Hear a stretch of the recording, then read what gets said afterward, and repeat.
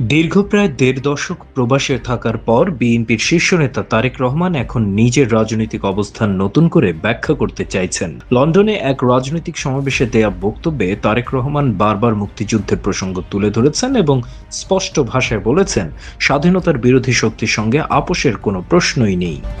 গত কয়েক সপ্তাহ আগে পাকিস্তানের আইএসআই এবং তুরস্কের গোয়েন্দা সংস্থার দ্বারা হুমকি পাওয়ার কারণে নিরাপত্তা ঝুঁকির কথাটি পরোক্ষভাবে এক ফেসবুক স্ট্যাটাসের মাধ্যমে জানিয়েছিলেন তারেক। এমন অবস্থায় তারেকের কাছে ভারতের দুয়ারে কড়া নাড়া ছাড়া আর কোনোই উপায় ছিল না। মুচলেকা দিয়েছে বেশ কিছু বিষয়ে। তারেক জানিয়েছে 2001 থেকে 2006 সাল পর্যন্ত যে ভুল তারা করেছে ভারতকে শত্রু মনে করে তার পুনরাবৃত্তি হবে না। এমনকি আওয়ামী লীগের নিষেধাজ্ঞা বাতিল ও মিথ্যা মামলা প্রত্যাহারের ব্যবস্থাও তারা করবে।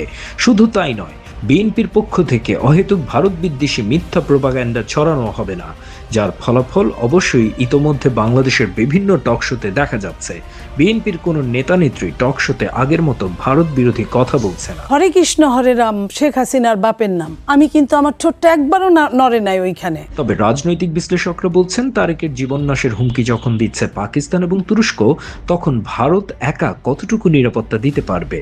এছাড়াও যারা একবার জামাতের মতো চিহ্নিত ভারত বিদ্বেষী ও বাংলাদেশ বিরোধীদের সাথে হাত মিলিয়েছিল, তারা আবারও যে রাষ্ট্রবিরোধী কাজে লিপ্ত হবে না, তার গ্যারান্টিও বা কি? Desk report, বিবাংলা.net।